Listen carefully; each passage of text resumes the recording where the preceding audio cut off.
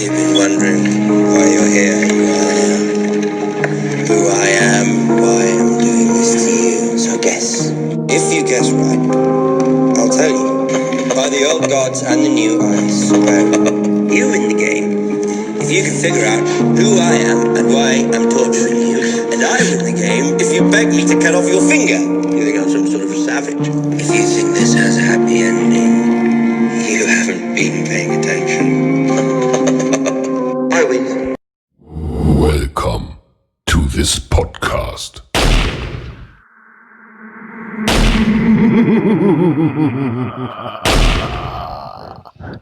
All right, welcome back. Episode 3 of the Same Different Day, the podcast. Same shit, different day, baby. Let's get it. What's up, brother? How's it going, man? You already know what it is, man. Another long one. Listen, Another long one, and I'm just glad to be here to talk some sports, baby. I hear that, right? All right, you don't gotta act like you're like in the middle of the, the Star and Juicy. Another day alive, brother. You know what it is. You're a father and you work. Let's relax. Another day alive. Another day above ground. You know what I'm saying? That's it. That's all it takes, bro. I wake up, my eyes open. I'm happy. I'm happy, son. Yeah, stop it.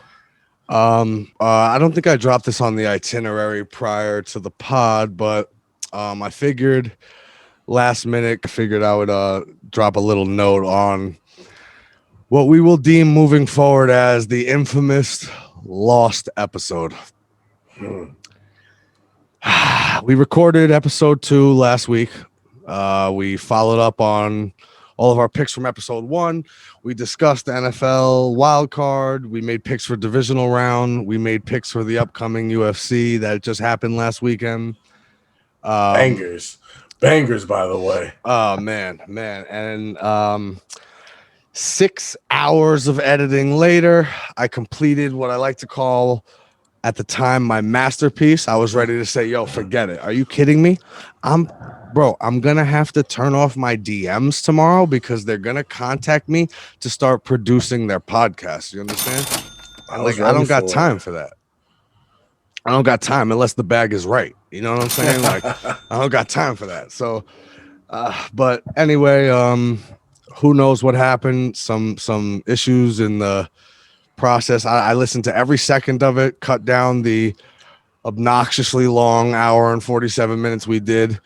I also feel like we may need to possibly order a custom bike seat to carry the balls we have, assuming that someone was going to listen to an hour and 47 minutes of us talk. Agreed, but it is what it is.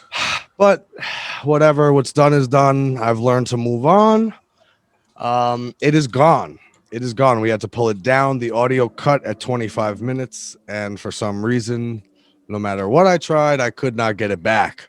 So, as I said, we will forever call that the lost episode, episode 2. Who even knows what was said, bro? Who even knows? Because bombs were thrown.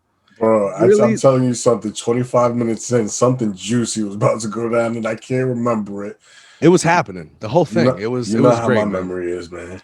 It was great content, but whatever. We're going to keep it rolling. We're going to keep it moving. Stuff like that could end up derailing your motivation, but not for us. We're back. We're here. Yeah. Episode 3, baby. Let's go. So I guess we could kick it off with the NFL Divisional Round and recap the games and some of our picks. So to get it started, we both went with the Packers. Packers took care of business. Rodgers. Not much to say there, right? Nah, man. Rodgers. That's it. Man. I mean, he's a beast, as we thought. Really, 32-18. Rams, I believed in the Rams up until that point of, knocking off the Seahawks in Seattle. After that, totally different. They were too banged up, but it is what it is. Packers moving on. You love to see it. We both got a point there. Then we went on and we had Ravens Bills, and this was the first one we had a little difference on. But I don't knock you for it, man. Like I said, Lamar is the type of dude it's dangerous betting against him. That's a risk on your pocket. Yeah, for sure. Yeah. So with Josh Allen, he came through, spin at us.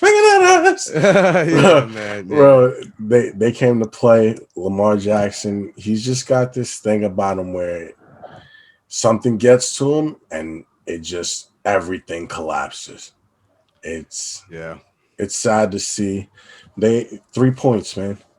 3 points. And on top of that, it was a win fest in there. You had balls doinking everywhere. You know what? I was looking for snow. I was talking about snow on the last podcast, and I was saying if it snows, go hard on the Bills. And then I dropped the bomb of saying, but actually, even if it doesn't snow, go Bills anyway, because I love it, because the Bills are on a run, man. And you know what? I hate to say it. Like, I'm all for the growth and evolution of the NFL quarterback. And I respect Lamar going on that. Like, they called me a running back. There's a little inherently racist in there somewhere. You know what I mean? But like, at the end of the day, it's like, it's funny when you're not the traditional sit in the pocket, tear them up from the pocket type of dude. The NFL, you can get away with it for a couple weeks. You can get away with it for a year. But we come playoff time, there's just too many stats, too many analytics, too many people watching the tape, and too much technology to let that happen. And so that fluky stuff, it just doesn't sustain itself. And I'm not calling him fluky because he's the MVP, and all due respect, I'm not trying to play into that narrative. I'm not. But at the end of the day, it is what it is, you know. And when it keeps coming down to it, these teams, when it matters, when you're playing the best teams in the league who have the best game planners in the league and the best players, they're shutting that shit down real fast. Yep. So I took the point there. Chrissy went with the Ravens. Tough break. It's all right. We'll move on. We had the Chiefs take care of business against Cleveland. They didn't cover the spread, I don't believe. I don't have off the top of my head what that spread was again. Definitely didn't. I think it was it close somewhere at like 8 or 9 or something like that. Yeah, and the game ended at 5, 22-17. I think obviously, we both were on the same page there. I think so was America. Browns pretty much went as far as they could go. All due respect to them. Yeah, they play hard this year. Definitely. And you know what? Obviously, there's a bigger story coming out of that game, and that's Patrick Mahomes, which I don't want to double talk it, so I figure we could hold that off until we speak on next week. For now, despite that being the case, like right at the end there, like the Browns had a shot. They had a couple shots. They did the fumble out of into the for the touchback. And to be honest, man, we don't got to talk about Mahomes, but my guy Chad Henne, bro. Anything is possible, bro. and Andy Reid for making that ballsy call, bro. Yo, so much respect. Yeah, man. So much respect. And then to come out and say everybody on our side knew that we were going for it. I'm not gonna lie. Question. I'm not gonna lie. Call me whatever you want. Say I'm talking myself up. I've been calling that play in Madden since fucking 2002. I always thought it. Like, yeah, of course. Like, what is it with these like unwritten rules? Like, that's like some baseball shit. That's like the one thing I hate about baseball the most. Like those unwritten rules. Like, enough is enough. And I'm an old head.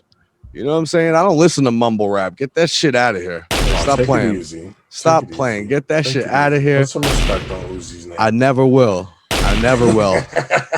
Never will. I promise that. But like at the end of the day, it's like, yo, just stop, bro. You got to let the kids be kids. They don't want us playing the game now. Let them be them. You know what I mean? It's just like the celebrations and stuff in the NFL. Like, what are you talking about? Like, tune back into the public, yo. We like that shit. Yeah, go hard. But anyway, yeah, Chiefs take care of business. We see a scary situation with Mahomes, which we'll get back to after we wrap up talking about these games and the picks. But we both took the Chiefs, so let's move along. Next, we had the first battle of the legend quarterbacks in this playoffs in the NFC. Tom Brady and the Tampa Bay Bucks going up against Drew Brees and the New Orleans Saints. Yeah, man. It was a nice game to watch, at least, right? It's cool. I guess for you, if you didn't have money on the Saints, man, Drew Brees let me down. Well, I took the Bucks, so I definitely wouldn't have had money on the Saints. Well, yeah, so then it was a very enjoyable game for you. And then you took the Saints, so I definitely wouldn't have taken the Saints. Oh my god! So that's two reasons why. Okay. Right. But hey, man, look, I get it. You know, I mean, I'm not gonna knock you for either one. Took a little lump on the 2-2 week for the NFL. Yo, Breeze is done, right? Gotta be. Done, right? Gotta be. Can we side note just for 1 second? How did you watch that after post game thing? With him and Brady. Yeah, and the kids. Oh yeah. It was awesome. It was great to see. Now, don't get me wrong, because I'm the first one to be like, yo, hold on. So the NBA players have to guard each other and sweat on each other, but then when they go to the sideline, they have to sit 3 feet away and can't high five each other and have to wear masks. How ridiculous is that? But devil's advocate, where was the COVID protocols that, like, you know, not to transition too quickly because we'll have to get back to this too, but like Kyrie Irving can't go to his sister's birthday party, and you know I'm never defending him. Oh. But like, what? How come Tom Brady and Drew Brees shake hands, hug it? He throws the football to the kid. That kid could have went to school this week. What are we doing? Should he be out of the NFC Championship game due to COVID protocols? Should he be quarantined? Nah, they were both just tested. Bro, I don't care. The way they act with this stupid shit, it's like, but okay, so you're telling me the NBA players weren't tested when they're sweating and playing defense against each other, and passing a ball back and forth to each other when they're sweating from their hands, but they go sit down on the sideline in the same game at the same place and they have to stay 6 feet away from each other? Yo, fam, when you see that picture, is that all you took out of it, that they didn't have masks on? Yeah. Why? No, man. There's a bigger picture than and that. I don't mean to be so that awesome. guy. I'm not trying to be. You're being that guy. No, you're being that guy. That picture was so awesome. Yeah, it was awesome. It was, but I'm just curious. Then he threw the pass and he can't call it. Come on, what are you talking? Well, if spread it, I'm catching a pass from Tom Brady on the field. Listen, this is not me being a crazy mask person. This is sort of what I call my Chris Paul, Kobe Bryant gene. Let's just say this. If Chris Paul played safety for the Green Bay Packers, he'd have been on the phone. Yo, Goodell, this is COVID protocols right here. I'm going to have to go to ESPN with this. That's the same as they walked up to after the game, man. It was 15 minutes later. I know, I understand, man. It was nice. It was nice. Yeah, I think Breeze is done. Awesome. I think Breeze is done. I actually more on that later, but not so much Breeze, but on Brady as well. Like but let's move along. So that wraps up last week's picks. Chrissy went 2-2. Your boy. Yo, quit calling me Chrissy Maloix, guy. I'm listen, bro. I don't have the overall record right in front of me, but I got the underdog locked it last week. Take it easy. You did. It could have easily been mine too, but like for sure. 2-2. Your boy goes 4-0, 9-1 so far through the NFL playoffs and picks for your boy, the Guru. You gotta go hit your man back up and start and throw a little bit more money on them games, man. 9-1. I know. 9-1. And the one I lost was Cleveland against Pittsburgh, which let's be real. Let's say we're not talking podcast picks, but we're just talking betting money, Chris. Yeah. Just talking betting money. Yeah. Who would I have bet on that Sunday? I'm not trying to cop, please. I just want to be honest. 100% honest. On my father's grave, please be honest. Who would I have bet on going into that Sunday, 4 days after the pod? The underdog. I would have took the Browns, right? Because I wanted Juju Smith to shut the fuck up. Yeah. So at the end of the day, when it comes to like if I had been throwing these into the book, 10-0, easy. I don't mean to like make it shape shifted to sound good for me. I'm just being honest. Yeah, 100%. But for this, you're 9-1. 9-1, better than you. people are already starting to pick up the trends. They're like, yo, you gotta that guy over there, he's a 50-50 kind of guy. We're gonna follow him. That one with the red, we might tail him a little bit. Yeah. Maybe 50-50. Let's see how it goes. Let's just, but let's take the guru at what it is. And they don't even know about the UFC talents. I'm dropping NFL on them right now. I've boycotted regular sports for a while now. Yeah, I know. Anyway, all right, let's move on. What we got for this weekend coming up? Upcoming NFL Conference Championship games. Plus, we'll provide some picks here. Let's run through a couple of our points. We've spoken on both these teams a few times now, but obviously there's a bit more of a narrative here. It's pretty cool. I think this is the second matchup of historic quarterbacks. We got Rodgers, we got Brady, we got Green Bay in the frozen tundra. We got the Packers -4.5, over under 51.5. Little revisionist history for those of you that don't remember. The Bucs actually crushed the Packers 38-10 in week 6. Yep. Analyze it. I don't care what happened in week 6. We're riding Rodgers to the Super Bowl. I just want to see Brady lose. I think that's what it is, man. Mm-hmm. I think I just want to see Brady lose, and might get kicked in the ass for it. I'll eat it if that's the case. But we were riding Rodgers.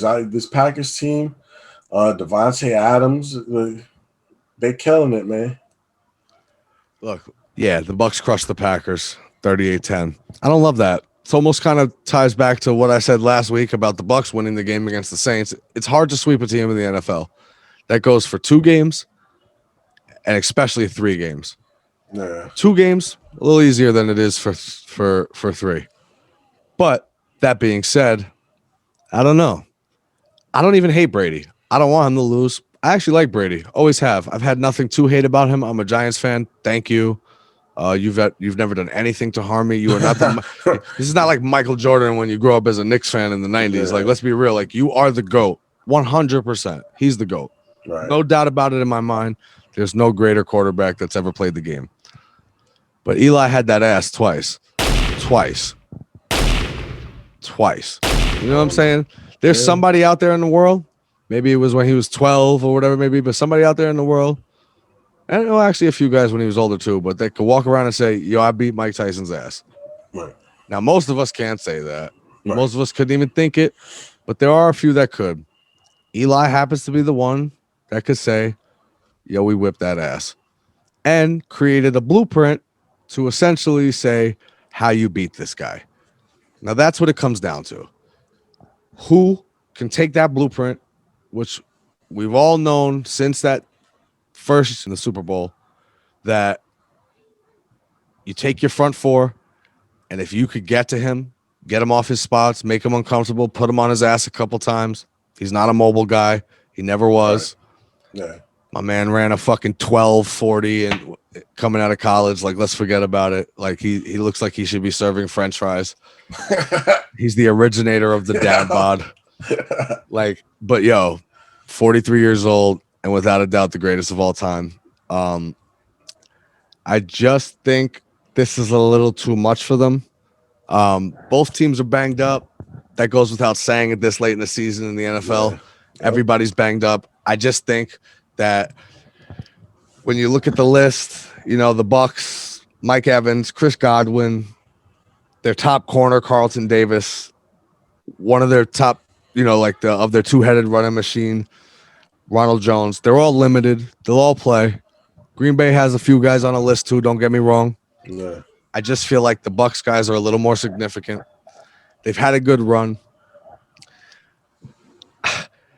If the Bucs want to win this game, devil's advocate, if they want to win this game, they pound the rock and they let Brady game manage. Yeah, keep the ball out of Rodgers' hands. Look, bro.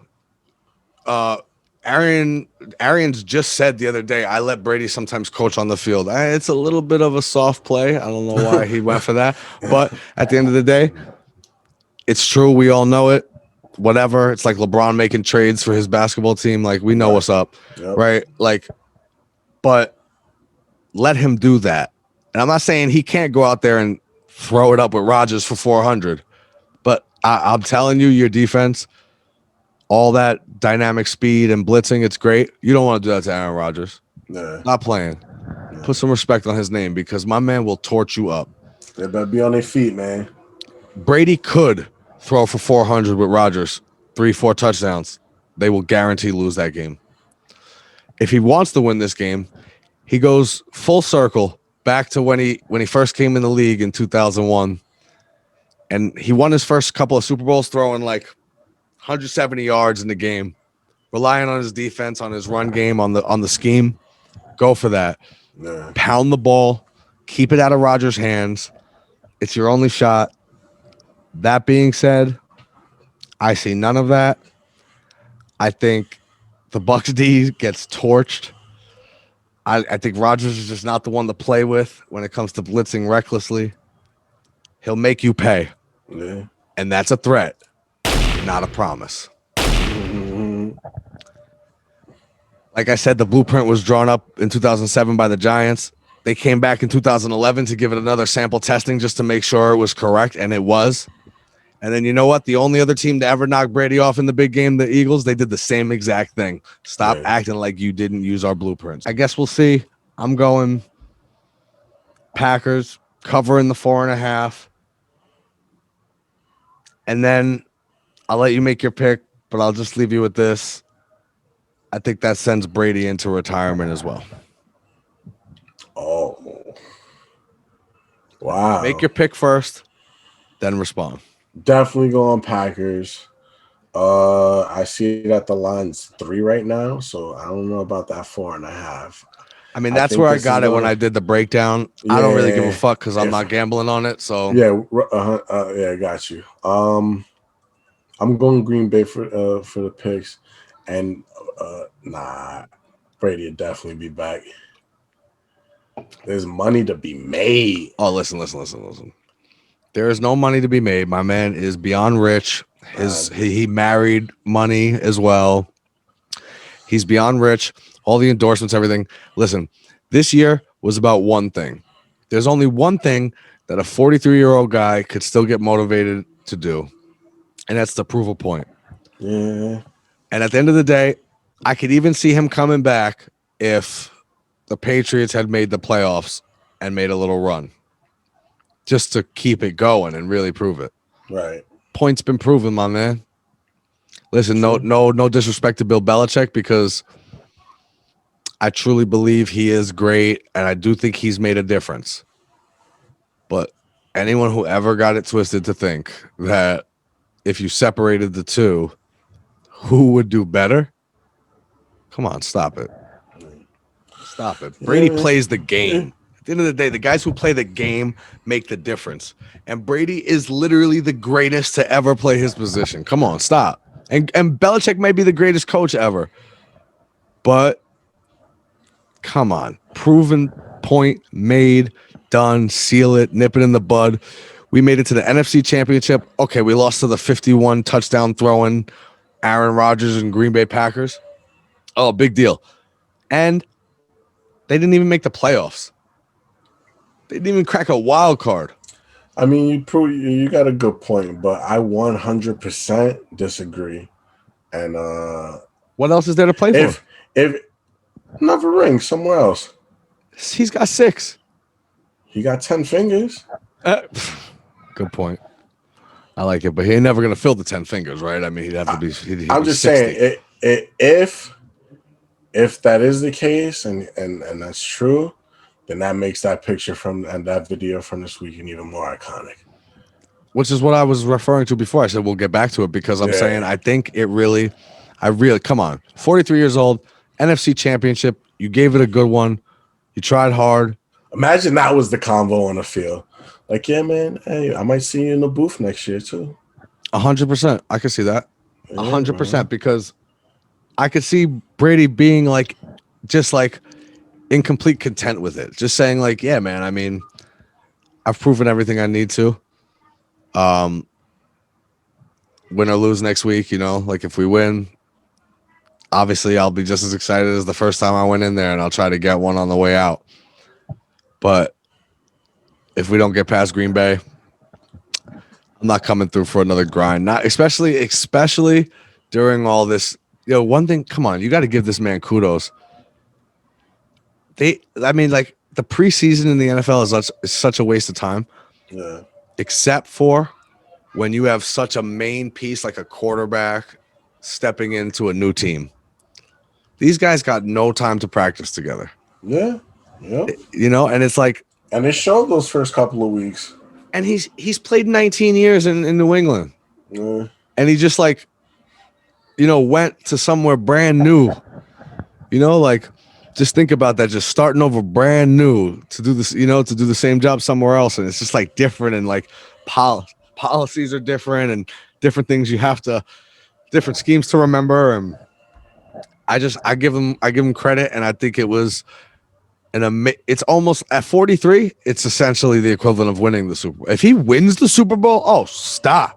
I mean, come on already. Yeah, that's something totally different. I don't see that happening. Yo, guess what, though? Just winning this week is enough to say, well, then he has a shot. I mean, you put him in that game, he's got a shot, right? So, yeah, I think it's over. I think it's over. I think, Breeze kind of conceded to Brady and on his way out.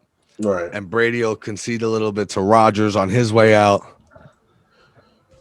And then, if Patrick Mahomes comes back healthy, Rodgers could concede that real quick to the 25-year-old. Mm-hmm. Anyway. Mm-hmm. All right. So we both got Packers. AFC Championship. Bills Mafia. Whew. Bills at the Chiefs. Chiefs -2.5. Over under 54. Full disclosure, at the time of this podcast, 1/19/2021 at 7:15 p.m. We do not know yet whether Pat Mahomes will be playing or not. Get out of here. It's not even a question. You think the NFL is going to allow that? Absolutely not. Listen, he's playing. 6:40 prime time on Sunday. Mahomes will be there. Listen, bro, I completely agree. And this is kind of starting to build a narrative that I'm like on the side of all these like pussyfooting complaining motherfuckers, but like that looked bad. Like real bad. Like I've seen things look bad. And honestly, I don't even know why. Like as many times as they ran the replay, I'm like, yeah, I see him get his neck pulled a little bit. Maybe you got a crank. Yeah, what looked bad? The hit? Not the hit. It didn't. No, what looked bad was him getting up. Was him getting up and stumbling like he had baby deer legs. Yeah. I thought my man was Chris at 6 o'clock in the morning taking out the garbage with his baby ankles. Without the glasses. Without the boot. Yeah, true. Just shaking legs and shit. Like I said, whoa, bro, I'm dead serious. No, all jokes aside, actually, let me stop making jokes about it. That shit did not look good. Yeah, it was scary. And for like a young kid, yo, we're like, come on, we even know in our early 30s, but feeling old as shit. You take a fall, it hurts a lot more than it used to, But he's young still, bro, and he got up. His eyes were somewhere else. His legs went baby deer, and I was like, holy shit, that's crazy. Yeah, it definitely didn't look good, but yo, he a little while later, he was running on the sideline. Well, that was weird too, right? They have him like run to the back. I don't know, man. It was weird, and then I mean, he's good, bro. He was texting later, bro. Listen, let's be honest, right? Let's just cut it to this.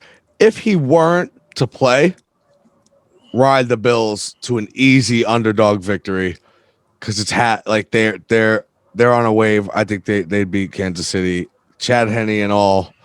Respect that coming in the middle of the game. I've told you there's a difference though between coming in the middle of the game and starting the game. Yeah. Having that team game plan against you. Yeah. Anything ain't possible if that's the case. All right. But I think we could safely say, and I think you obviously would agree based on your take, he's gonna play. right? It's not even a question.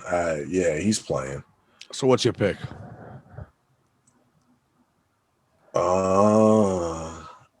You go first. I've gone first on the other ones. Oh shit. Listen, I'll go first. He's gonna play. He's gonna lose. Bills Mafia in Kansas City against Patrick Mahomes. My underdog of the week to beat the Chiefs. And that line's gonna go up once they confirm he's playing. Let's remember that.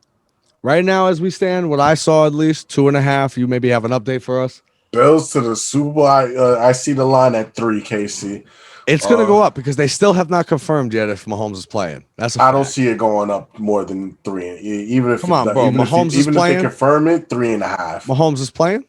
3.5 is all out of jump. Oh, I don't know about that, but that's my underdog of the week, and I think it should be more than 3.5 because we deserve a big money play on that. But I'll take the regular 3-pointer. Steph Curry for the shot boy. Let's do it. Dang. Bills Mafia, Griselda. That's my underdog of the week, kid. I'd love to be able to make this pick after hearing my man talk. Yeah, he hasn't done no interviews or nothing, no Zoom calls or anything, right? Who are you talking about? Yeah, Patty Mahomes. Nah. Yeah, I'd love to hear how he's sounding and what. So you're back to questioning his status. Oh no, because he's gonna play. It's just I don't know how you're talking about an ugly equation here.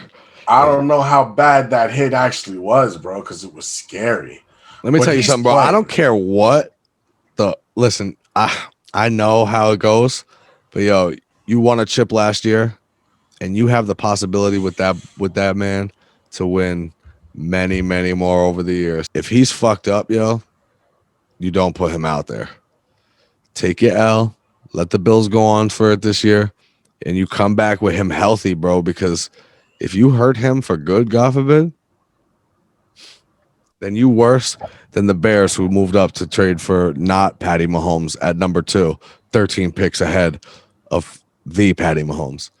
You're worse than them. Yo, I'm going KC, man. We have to go different on something. Yeah, I'm going KC. All right. I mean, by the time Sunday 6:40 gets here, who knows what it'll look like. If I get to hear this guy talking, he sounded good and great, man. Yeah, I'm gonna ride him hard. No more. Yeah, no more. That part is gonna be edited to a T, yo. And I don't mean removed. Wow. No more. But yeah, no, there's no such thing in that statement. No KC, Mo. You take it easy over there. How about this? This is how intense I want, because when I go in, I gotta go in, bro. I don't make $10 bets. I'm telling you that Patty Mahomes is gonna be crystal clear in all of his cognizance, if that's a word. Ready to go, balling. But the Bills gonna be in that ass. Yeah, I agree. Let me tell you something. This Bills team, and this is my final point. This Bills team was literally built right under our nose, because you weren't thinking of the Bills. Even when they started getting a little better, you weren't thinking of them to be here.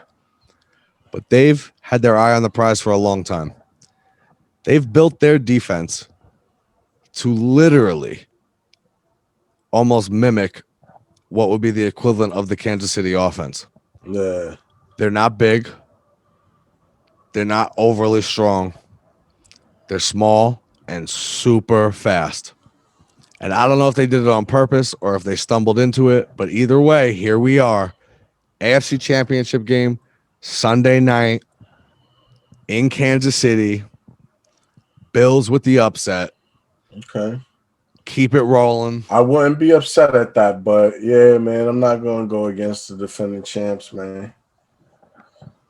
I hear you, bro. I hear you. It's just whether I get to hear my man talk and see what he's like is whether or not I'm going to, go hard on him this weekend or not. We'll see.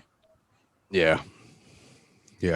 All right. Well, that's it for picks. We wrapped up last week's NFL.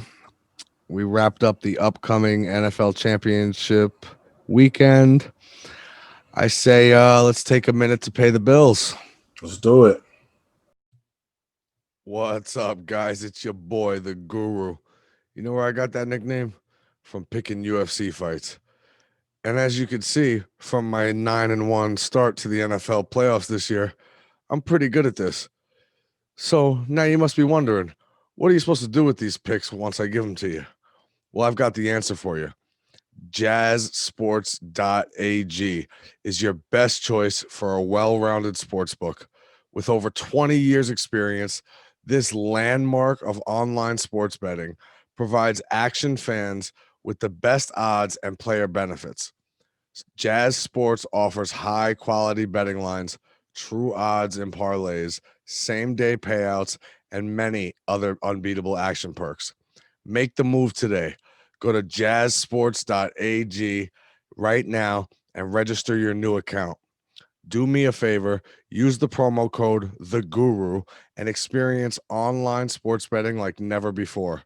Take advantage of our exclusive bonus here at the Same Different Day podcast. 150% free play bonus over at jazzsports.ag just by mentioning the promo code THEGURU while signing up. On top of that, we're giving you an extra $25 free bet to wager on the upcoming Poirier versus McGregor fight this Saturday. Funding is just as easy as cashing out. Jazz Sports provides you with safe and convenient payment options. Don't forget the promo code THEGURU to receive the additional benefits. Thanks, guys. All right, and we're back. Let me take a second just in case you did something like skip through that. I just want to shout out to one of our first sponsors, jazzsports.ag. Don't forget to use that code THEGURU when you sign up. Let me know you've used the code. Let me know you've signed up. Let me know you're using those awesome bonuses that Jazz Sports provides. Hit me up. But thanks, guys. We appreciate that, for real. Jazzsports.ag. All right. Let's talk New York sports world. A lot of things going on. I think we start with basketball. A lot of positive things in different ways, I'm guessing. Yeah, I would say so. Obviously, James Harden has been officially traded to the New Jersey Nets, and he's now played 2 games with Kevin Durant in the squad so far. Killing it. Man. Wait, hold on. What is that? We have a live audio feed of James Harden attempting to negotiate his way out of Houston. I have something to tell you. I'm not quite sure how to say this. I'm fat. Okay. So look, you're the resident Nets fan. I'll just say, I love Harden and Durant together. Might be the best duo in the league, straight up. With Klay Thompson hurt, it might be the best duo in the league. I equally hate Kyrie Irving being added to the mix there. Oh, man. That guy, he finally spoke today, man. Yeah, he did. He finally spoke and opened his mouth and basically told everybody, mind your damn business. Look, you know what? There was always an aspect of this that I kind of always did think, like, you got to be careful with this because he's the type of dude to purposely, and he has every right if it's his personal information, right? But he's the type of dude to purposely say nothing so that a bunch of media talking heads will go in on him and make an embarrassment of themselves so that he could come back later and tell you that he had a family emergency and now you look like an idiot. And he's just a private guy, so he didn't want to tell you that. Fuck you. Suck my dick, Kyrie Irving. How about that? Let me tell you something. This is the honest truth. I've always said it. I will always say it. Kyrie Irving can absolutely ball. But he is literally the living embodiment of an NBA team suffering from cancer of the asshole. If the Nets knew what was good for them, they'd trade him for as many pieces as possible. Maintain, obviously, KD and Harden, and surround them with the depth that you gave away in the Harden deal. Yeah, man. That'd be the smart move. I don't care what nobody says. I'm not. Hey, let's see what happens. They play tomorrow night, I believe. You know what? We'll see what happens. They will stand by him, Durant and Harden, more than they should, and that'll be the death of them in some sense. Like, it's I crazy. really believe it's crazy how they stood by, but I mean, I guess you have to. I guess you absolutely have to. You absolutely have to. But I don't care what nobody says. Read between the lines. KD and Harden went to bed both nights. Maybe KD more so even than Harden. Even this early on in the season already knows. Wow, that was a lot more fun than playing with Kyrie. I watched it. Yeah. I watched it because KD is special. He's the one player of them who doesn't need to have the ball in his hands. You could just throw this guy the ball in any scenario on a basketball court, and he's putting it in. There's no stopping him. And he could stand out on the outside. It doesn't matter. He could not shoot all night. Doesn't matter. He's lights out. But Harden and Kyrie are essentially the same guy in some sense. It depends on which one you like better. Both of them play defense. James Harden a little bit more respectable on that end lately, but so defense. They're both absolute ballers on the offensive side of the court. Nobody could stop either one of them. Unreal getting to the rack, an amazing jump shot. But what happens when like we've seen Kevin Durant play off the ball and play with the Splash Brothers, the most unselfish team of superstars I've ever seen, pass the ball around and do all these things. But like, what does James Harden do when Kyrie has the ball, and what does Kyrie do when Harden has the ball? Well, I don't think the shot clock makes its way under 13. They almost have to. They have to. It's going to be running gun all night, and it's just going to be each of them taking their turns, man. Which could be deadly. It could be deadly. It's just I don't know, man. I don't know. It's like I don't want to speak negatively on it until I see it. But that duo of KD and Harden, oh man, it's so good. Look real good. They literally, I'm telling you, bro. If they imagine how unrealistically good they would be if they could. I would challenge. There may not be too many teams in the league. I don't care what you say, as talented as he is, I think there's not too many teams in the league willing to take on that Kyrie Irving burden right now. Yeah. But like, man, you almost have to say like he could still pull a pretty big, pull for the team in the trade. And like, imagine, like, just put it this way, keep the Nets as they were constructed previously and just trade Kyrie for Harden. Yeah. Oh man, with that depth and having Jared Allen off the bench. I mean, great. Now, hey, but it's a good thing that happened. You see my boy Karis LeVert, man. Yo, that honestly probably saved his life, bro. It's crazy. Yo, it just shows you, man, even if you don't want to, it doesn't make any sense, you got to get checked out at the doctor, bro. Yeah, it's true. You got to. Any little thing, man, you got to go. That was not. All right, two statements on that. One, heartfelt. That is really fucking sad, and I'm just so thankful that he actually did get traded so he could get checked out. All right. Second take, completely heartless. The Pacers, kind of. I mean, do we get anything for that? I don't mean to say we. I don't mean to say we as if like I'm the Pacers, but like, and I don't mean to speak on this, but I'm the guy who's going to give you the honest take. And no one else wants to say this. It's ugly in the face of what Karis LeVert is facing, and 100%. But they just gave away Victor Oladipo for nothing. Nah, because they know Can what we they about to revisit get. That deal? Nah, they know what they about to get with Karis LeVert, man. Yeah, that's true. And I like that kid. I think he's going to be good. But, man, Yeah. think about it. Him, Jared Allen, look at them now. Your boy, the $40 million friend. That's his new name. His official nickname. Just putting it out there now. I told you I was going to make nicknames. DeAndre Jordan has been erased from the book. He is now called the $40 million friend. Oh, he played a little bit last night. He plays a little bit. And you know what? Here's the problem, though. He's always been foul prone. He will get you some rebounds. He will finish some putbacks. He will finish some alley-oops. Yeah. Make it look flashy. When he's on the court, he's pretty solid. And he's still pretty young, actually. Oh, but look he, at man, what you talking about? He had him a little double yesterday. 100%, because that's what he does. That's what he does. But my man gets 2 fouls early. Tell me who comes off to play center after him. Mm-hmm.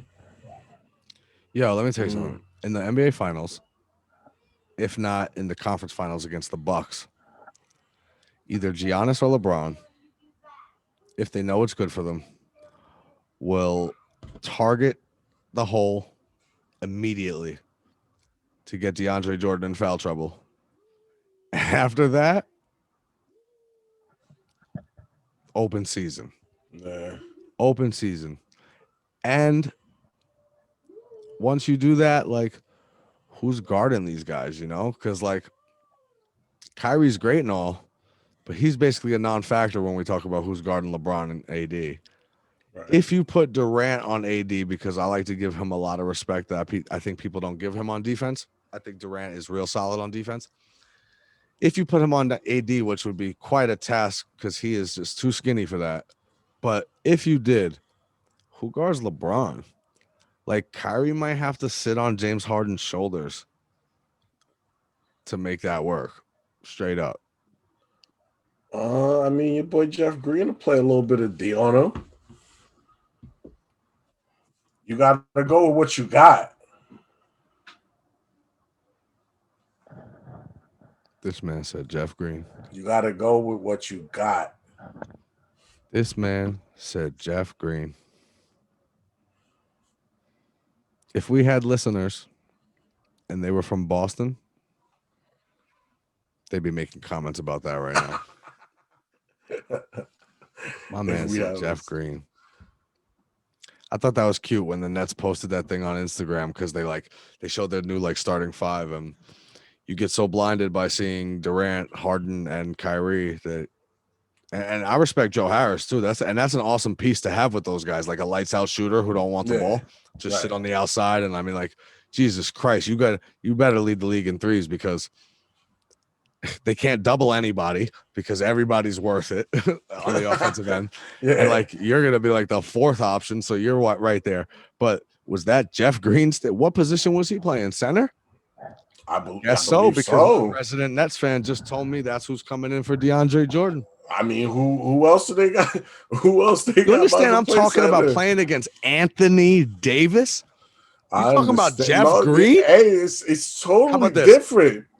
Jeff Green, Jeff Blue, Jeff White. White. Bring them all with you. Shout out Jeff White. Bring them all with you. I know some Jeff White. Ain't none of them stopping Anthony Davis.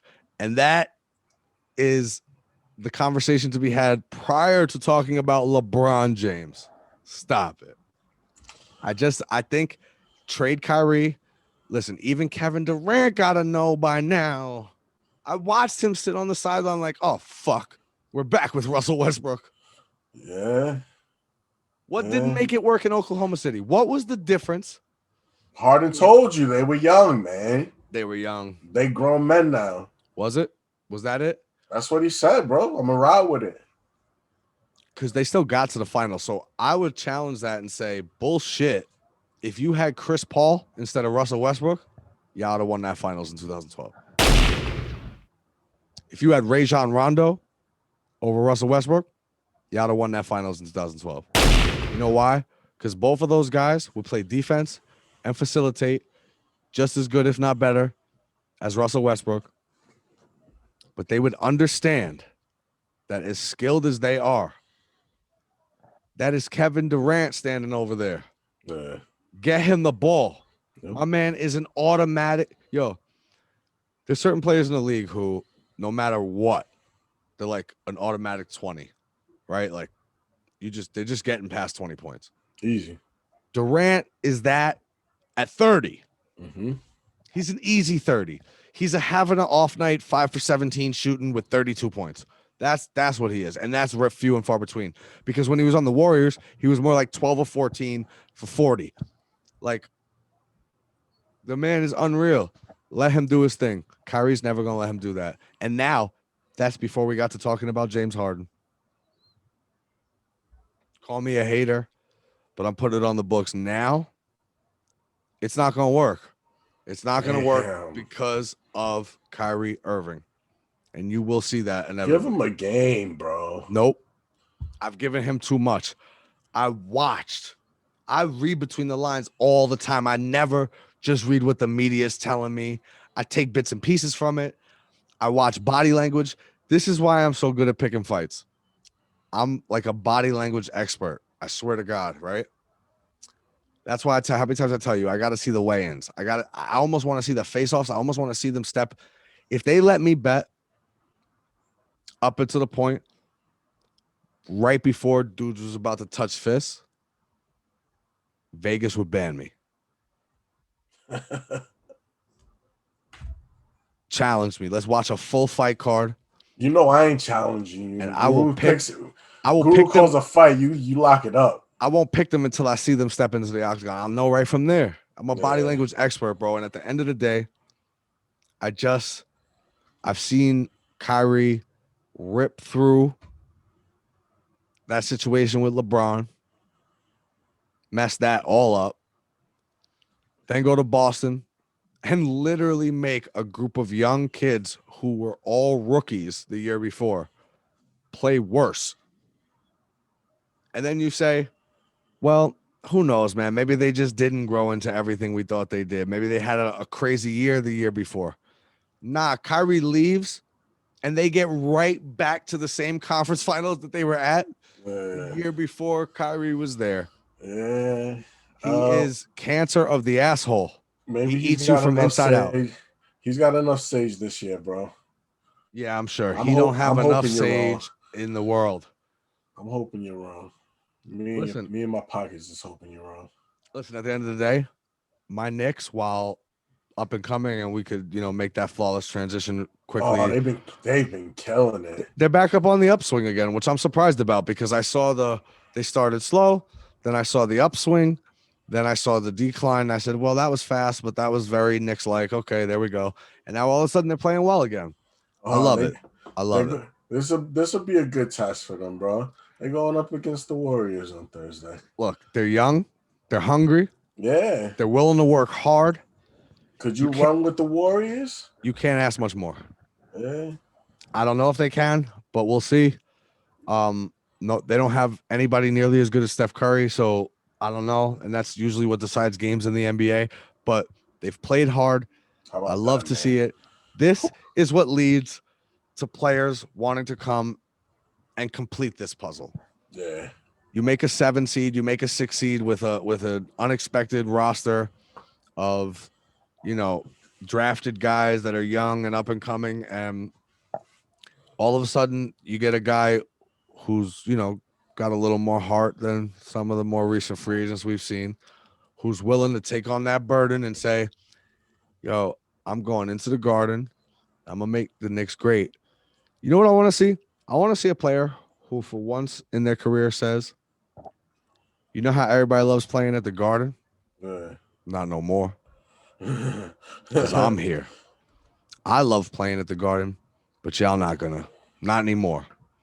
That is what we're missing in the league today. That's that Kobe Bryant, Michael Jordan, fiery that none of these players got. But who knows? Things come and go in waves.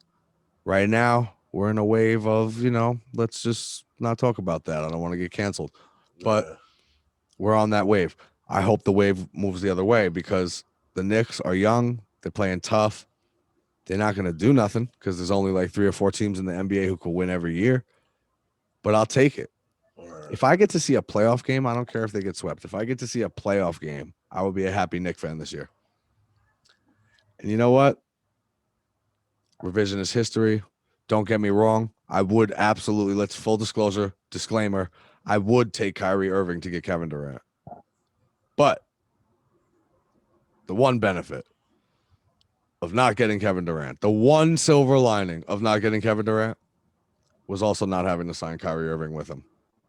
There's a couple young players I like on this team, and I have no interest in seeing Kyrie Irving destroy them. Right. Thanks, but no thanks. I feel it. I would have done it to get Kevin Durant because I would have done anything to get I'm Kevin going to have Durant. to get back to you on my take of Kyrie's ball play next week. Oh, it'll look good. I And it's hope not so. going to be next week when we find out. By next week, you may come in here and be like, oh, you was wrong. But we'll see. Yeah. Time will tell. Time will tell. Let's roll. Baseball.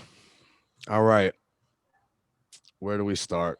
Let me run down a couple of my points here. Steve Cohen. If only this fucking guy would adopt me as his own. You and everybody else. This is the single greatest time in the history of the organization to be a Mets fan.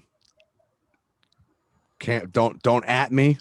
I don't give a fuck. I was born in 1988, 2 years after their last championship. I'm sure 86 was great. I'm sure 69 was great. We've never had promise like this. All right. We're finally here. We're here to stay. I mean, what else can you say? The Mets got big expectations this year, man. Before we even get to that, though, I mean, how about him just making big calls and just demanding a certain expectation of the team from everyone? That call he had to make this morning, and I love the fact that he's on Twitter and letting everybody know he's personal, bro.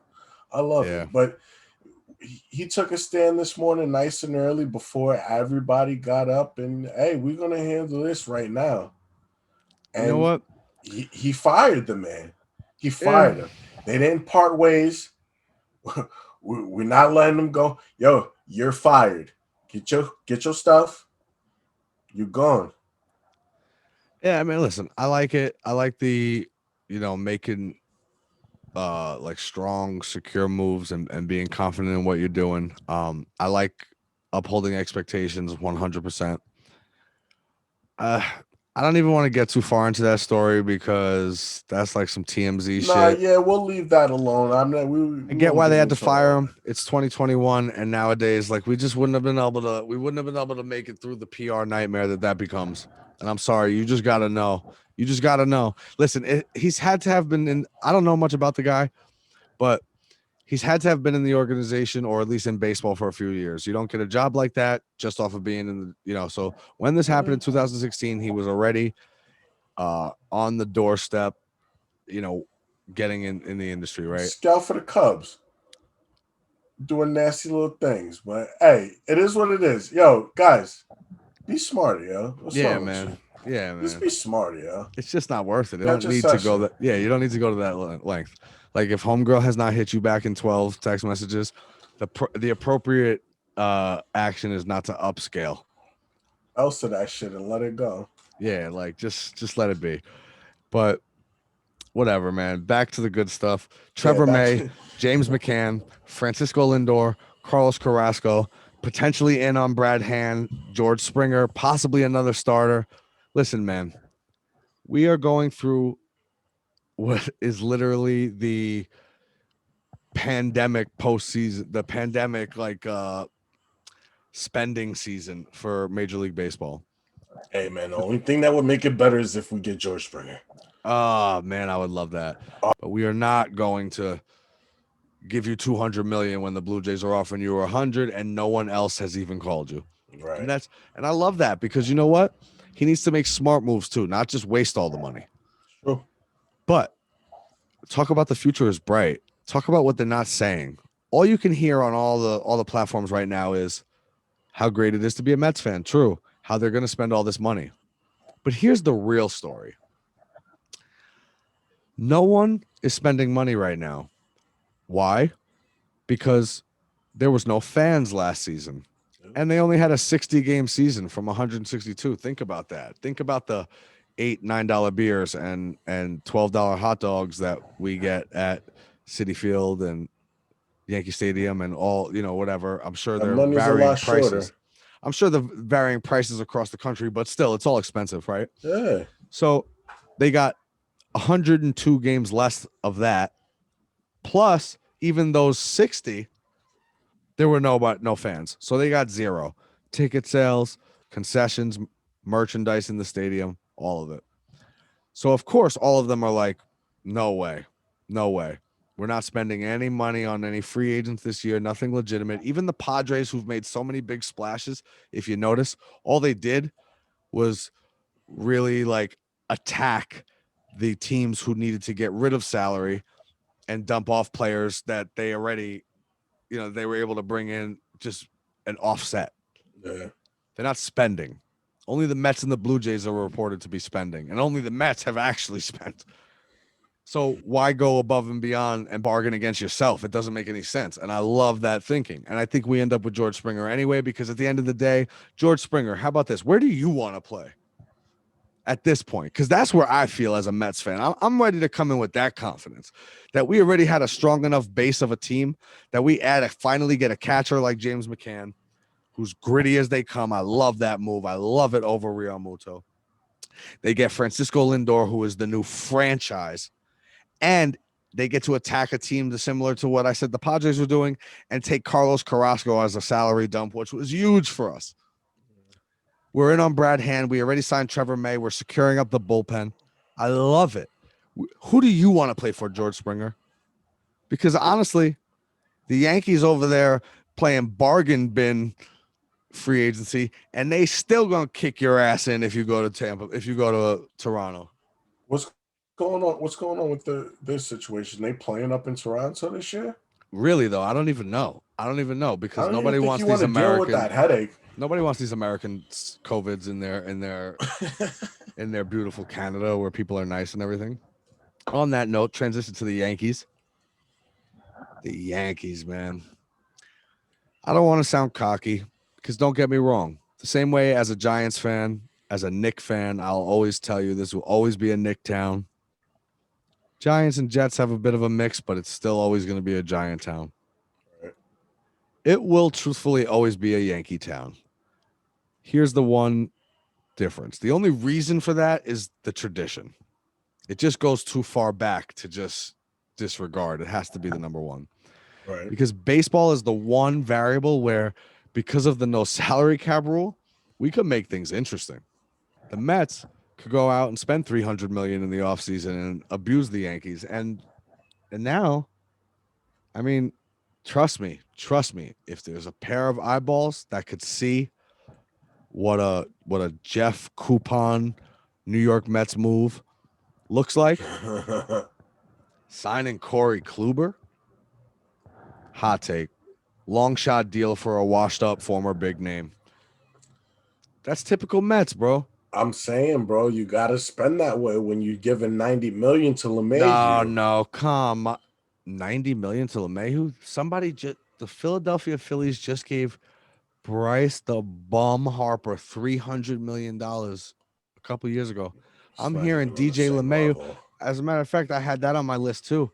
What is with the bargain bin treatment of DJ LeMahieu? Really? I mean, my man was pissed off and ready to move on. But honestly, I just truly believe there wasn't another team in the league willing to even give him more. 90 mil? I'm hearing this guy's the best player on your team. 90 mil over like 5 years, too. We're not even talking about 3. We're talking about 5. 90 mil? So they bargain bin treatment him. They let Tanaka walk, which, frankly, Tanaka would have been worth the same investment that Corey Kluber was. Point being, what did you do? You did a Mets move. You know why it's a Mets move? Not because you took a chance on Corey Kluber. Because what you did was you looked at free agency and you said, where could we spend the least and get the name that's going to turn the most heads of people who don't really watch baseball anymore? Yeah. People who casually watch it, who think Corey Kluber is nice. Yeah, true. And really, he won like 2 Cy Youngs in the last 5 years. He was. He hasn't pitched in 2 seasons. He's nothing. You might as well have given it to He your might boy have some Tanaka. juice left in him, kid. It's so former Mets. It's so pre-Steve Cohen Mets because you let the veteran Tanaka walk, who the fans, maybe they don't love him, but I bet you they end up liking him more than this bum. Corey Kluber sucks.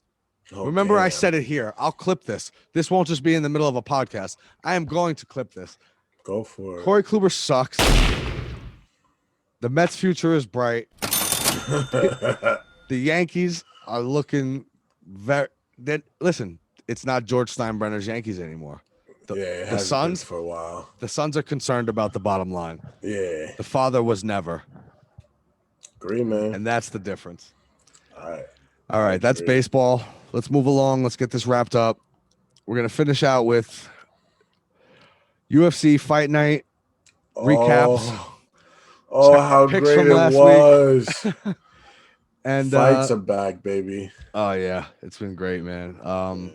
And we'll do a little 257 coverage and make some picks there for the final 3 fights, and then we'll get out of here. All right. So as for our picks, scroll back to the chart. We started off both taking Li Jiliang, who we both seem to have a read on, which I got to give you props, man, because I be having those reads. Yeah. The plus 220, who like something doesn't make sense here. Ponzinibbio hasn't fought in 2 years. He was a little too confident in himself even prior to that 2-year break, and I just didn't like it. This Yi Jiliang, he's a good wrestler, but he also throws some heat, and that's why when you made it your underdog of the week, you got the 3 points. Steph Curry tried to slip it in there. I got it, but you tried to go for extra points. You forgot you was talking to the guru, who knew damn well Yi Jiliang was the lock. I honestly would have told you that was the underdog of the night as well, but I was trying to just get real risque. But I did agree with my choice too. I did think it was going to happen. I'm not going back on that now. But obviously, Lee being like in the plus 200s made him like a pretty nice one. But that was a good hit. We both got a point. But you also got the bonus, so 3 points for you on that one. Saved it. This is one of the fights that makes my heart hurt when it comes to the lost episode. I literally, word for word, told you could have went to go enjoy a late night snack during this one. Although I hope you didn't, because 2 legends. Matt Brown, Carlos Condit. You went with Matt Brown. I went with Carlos Condit. I mean, it was kind of a toss-up fight either way. I'm not going to knock you for that one. But if I could just reiterate what had been said on episode 2, I just saw 2 older guys, both of which have gotten their lights turned off a few times recently, but it just happens to mesh that way when they're both older and they're both at like that same stage. Yeah. I just saw them having one last beautiful brawl, going out bloody, throwing elbows, going to decision, and Carlos Condit taking away the victory. I also mentioned that this is what sucks about fighters when they reach the end. It's so hard to walk away because either you lose the fight and think, I don't want to end it like that. It's almost like I had actually mentioned the walking off the basketball court before making a quick jump shot. You got to make a jump shot before you walk off. Can't leave on a miss, right? True. Yep. So they try to stay and hang on for one more. But then they win one. And when they win one, of course, they can't go out like that because they go back to the locker room and they say, yo, I'm the shit. I just won a fist fight. Let's do it again. I was hoping that no matter what happened here, I was hoping it would be a close decision where they fought it out tough for the most reason being that it could be something they could both, despite whatever the decision ends up being, they could go out on their shield proud. They didn't get their lights turned out. Yeah. They were standing at the end of it, bloody like a warrior. But of course, Carlos Condit talks about in the post-fight press conference, what's next. Chael Sonnen says it all the time. You go out on this sport on your back looking up at the lights. Yeah. And it's a shame that it's the truth. And that's why sometimes you got to throw a little respect to Khabib, who, side note, I just want to say, what a shameless And I'm a Dana White fan. I'm a UFC fan. You know that always. I'm a mark. I'm always on their side. But man, what a shameless action. They get put on ABC by the Disney execs. Probably was a last minute decision. Kind of seemed like it. There wasn't enough promotion about it. But so what do they do to make sure they draw up enough interest? They literally do this ploy with Khabib. They both put it on their Instagram stories. They go back and forth. They go sit down for this meeting. And what does he say? I want to be impressed. Yeah. And they don't even do it at 3:00 like they said. They think they're slick. I work in marketing and advertising. You are not slick. Yeah. I know what you did. You waited till 40 minutes into the broadcast to get them ratings official, kid. Yep. Stop it. All for nothing. Shameless. Shame on you, Dana White. Shame on you. I love you. You're one of my idols, but shame on you. You got to get the heads in there, man. But yeah, I don't know. Yeah, go give up the belt, man. Let's move on. Yeah, just move on. Just move on. This should be for the title, but whatever. They'll probably make. I'm assuming the winner of the Conor Poirier fight. Either, I mean, if Michael Chandler beats Dan Hooker, he's in that title fight against Conor McGregor for sure. If Dan Hooker wins, then who knows what's going to happen. But that's a story for this coming up anyway. So let's finish up last week. Max blessed Holloway. So much has been said about it. He brought it to a new level. It was crazy. It was some Matrix shit. He's popping no look right hands and then weaving 5 punches while he's talking to DC. Yeah. We both had Calvin Kattar. We slept on the Blessed Express. I said it last week. I love Blessed. I named my dog after him. I named my dog after Max Bless Holloway, but I just felt like he had been through too many wars. I felt like Calvin Kattar would throw a bomb. And if you really watch that fight, despite the destruction we saw, Kattar threw a couple steamers past him and woulda, shoulda, coulda, but had a couple of those or one of those landed clean, who knows? Max ate a couple of clean ones, bro. Max was a robot. He was. There was no one was stopping Max that night. True. No one. He was focused. He was on a game plan. He was in the zone. He had a chip on his shoulder, man. He found a reason why. He looked that way a little bit in the Volkanovski second fight too. I felt he looked a lot more determined. Yeah. Like he was finally like, yo, y'all really disrespecting me. Like I lost a decision to this dude. No doubt. And I think everybody agrees he won that fight 3-2. And then this one, he comes out even more vicious. I mean, I've told you a million times, these guys, they hit the title and then they rest on their laurels and they could make a decent amount of change for the rest of their career without having the fire or hunger to get back there. The thing that makes you different is that fire to get back there. That's why Max is different. That's why he's one of the greatest of all time. Not much else I have to say about that. My underdog of the week was Calvin Kattar by KO. That flops. Calvin Kattar pick. Calvin Kattar pick ends up being my one mistake this week. 6 for 7, 2 weeks in a row. But I'm happy to say, if it's one, I'm happy it was Max. That's my dude. To be the best, you got to beat the best. And the best is blessed, baby. Yeah. Final tally after that. Chris with the Lee Ji-Liang 3-pointer, as well as the 3-pointer on the Browns in week 1, hanging tight despite a rough 3-4 week overall. The total points as we currently stand, Chris at 11, John at 13. It is a race. I'm hanging on. It is a race. I like it, man. I like it. Let's make a couple more picks here for the upcoming big event. I got a couple points on each. We'll make them quickly. We'll get out of here. We're going to do 3 more picks. We decided to cut it down to just the last 3 fights. There's a lot going on in the sports world right now. And like we said, you don't want to be listening to us for 3 hours. So we start off with Jessica Eye versus Joanna Calderwood. Not much to say here. Jessica Eye, best known for being the first fighter to actually die in the middle of the octagon when Valentina literally tried to kick her face off of her neck. I like JoJo Calderwood. Her last time out was a rough one. If you remember, and I think you will remember this, I mentioned to you, she was locked in for a championship fight. Yeah. And she literally was given the choice by Dana White in the UFC to wait and just wait it out, and fight Valentina.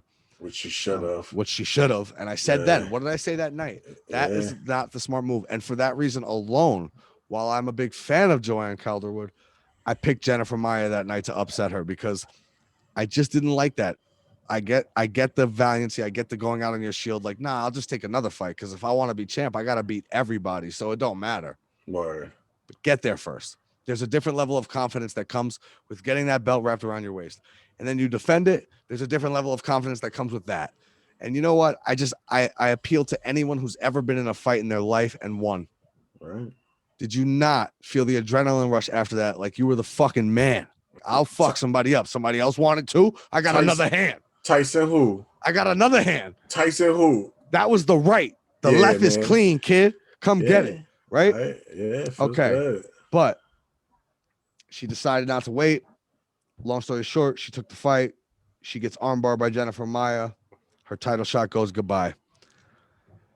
While that is sad, I'm in for a big bounce back win for Joanne Calderwood.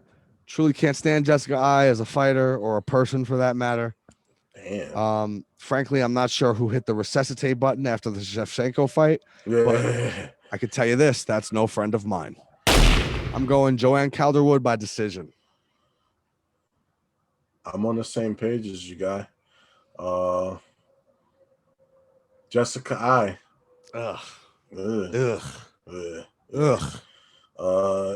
Yeah, man. She lost to Calvillo. I think she goes on a 2-fight losing streak. She may end up in Bellator. I hate fighters who miss weight. It is so disrespectful, yo. I get that it's hard, but it is your literal it's your one job. It's your one job. For yo, despite how hard it might be, I know how hard it is. I know you fight and you train all year, but yo, you also still really truly got to show up for work 2-3 times a year. So as much as maybe I'm not getting banged up like you, I got to go for 90% of them. Yeah. You got to go for 3. How about we just make weight? But not only did Jessica Ai miss weight, she goes on Twitter afterwards to argue with fans about how they're assholes and they're pieces of shit and they don't know nothing about her and she's on her rise and da-da-da-da. Make weight, bitch. Make weight and respect your opponent. Ooh, and that's why they should have left you as a fucking canvas sticker that Valentina Shevchenko fucking put you on the mat as in your fight against her. Damn. Shout out. Anyway. Joanne Calderwood, both on her. Let's go. Dan Hooker, Michael Chandler. Michael Chandler comes in after a long career in Bellator. Dan Hooker, overrated as fuck. Always been a big fan of Chandler. I get right to the point, brother, man. You already know. Always been a big fan of Chandler. But honestly, I think he stayed in Bellator a little too long. Maybe 1 or 2 contracts too long. Really? Well, for the long run. My man is in the UFC to prove he is the best in the world at 155 and to win a belt. It is too late for that. He had wars with Eddie Alvarez years ago. Yeah. That guy that Conor McGregor had a sparring session with in MSG to raise 2 belts and beat the dust off of. Yeah. Okay. Yeah, that guy. But still had wars with Eddie Alvarez back in the day. That's how long ago that's how long Michael Chandler's been in Bellator. It was a long time ago. I respect the loyalty to the organization who gave you a shot, but there comes a point in your career where you need to be loyal to yourself. And I think he should have came over a long time ago because if he had, I truly believe he would have been champ at some point. Yeah. Now comes this fight. I'm kind of giving you a topsy-turvy analyst here. Hooker is super overrated. Big fan of Chandler. Big picture. Don't know if he's going to get to the title fight. Can Michael Chandler win this fight? Absolutely. I'm hoping he can. That's my underdog of the week. I respect that, and I like it. I like the call, and I'm actually rooting for it. I hate Dan Hooker, and I love Michael Chandler. Yeah. I got Dan Hooker by decision. All right. Well, let me explain why. These UFC debuts, there's something about them. especially when it's a fighter coming from a true rival organization to the UFC. Yeah. Like if you're coming from the underground or whatever these guys are coming from that are, wrestle fucking everybody, that's a different story. But you come from Bellator, you come from World Series of Fighting, you come from a legitimate strike force. Now, listen, a lot of those guys end up leveling out and having a really, really solid career. Many of them become champions, which I think would have happened with Chandler too if he had just come in a little earlier.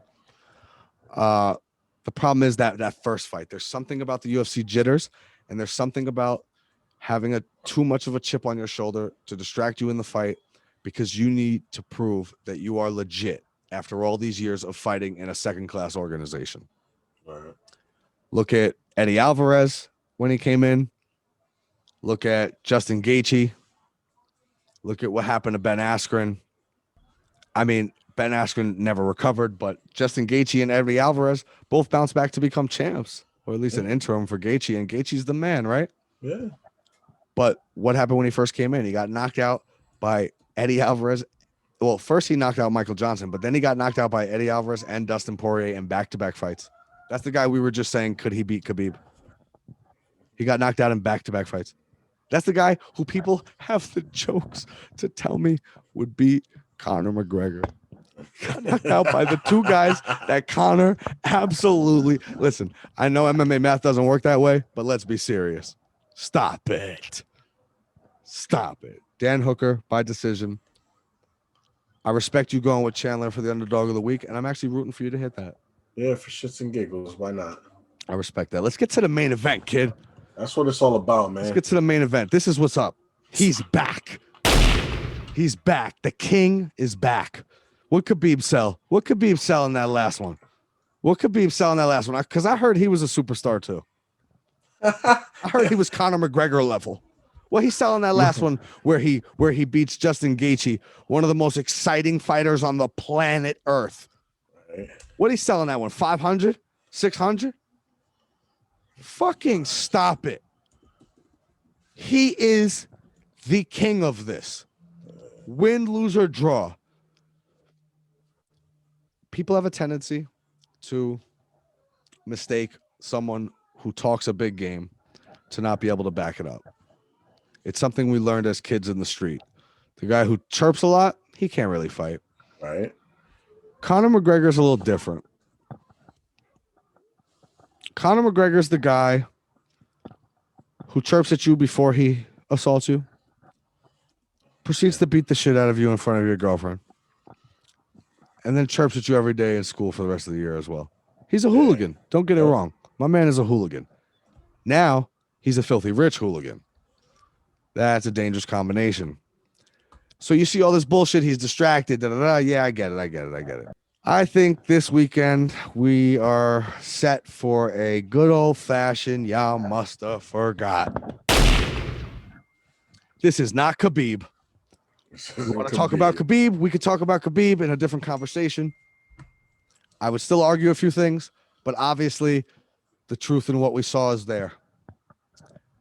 I will tell you, my man, there is no one else in this lightweight division that wants this smoke.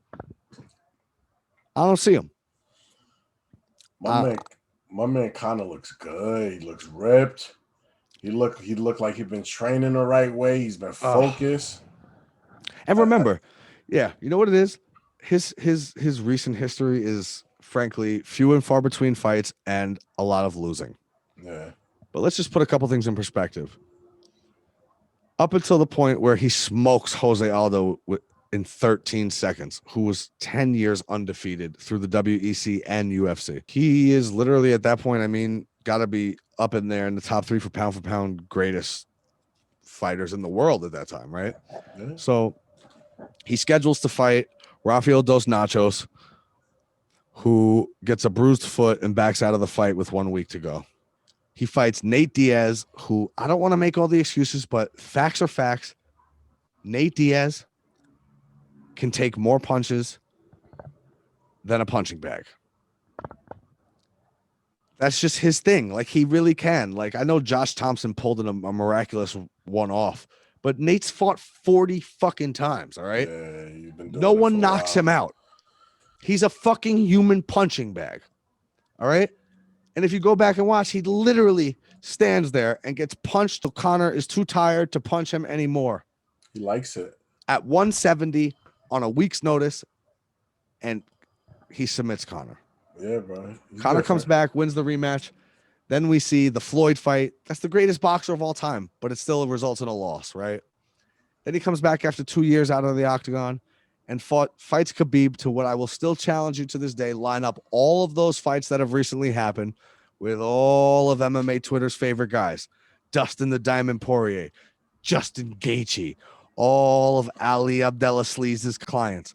Yeah, whatever. Line them all up. Conor had the best fight against Khabib. They all got choked out. And Conor put up the best defense and won a round. The only round. Okay? Yeah. Let him be motivated. Let him be warm after having a couple fights this year. Let's see what happens then. They're sleeping. I really like Dustin, and I'm going to tell you the truth. I'm not basing this prediction off of the last fight. Completely have wiped that from my mind. Dustin Poirier is a new guy at 155. But he just ain't built to make it through a war. You look at him on interviews this week, what does he say? He's looking to have a long, drawn-out war with Conor McGregor. Ha! I love it. You ain't built for that, my man. Conor doesn't have long, drawn-out wars unless you can mermaid leg him to the ground and hold him there. Dustin has proven that he's grown since the first fight. That growth won't take him much further. Dustin throws volume, and he gets hit a lot.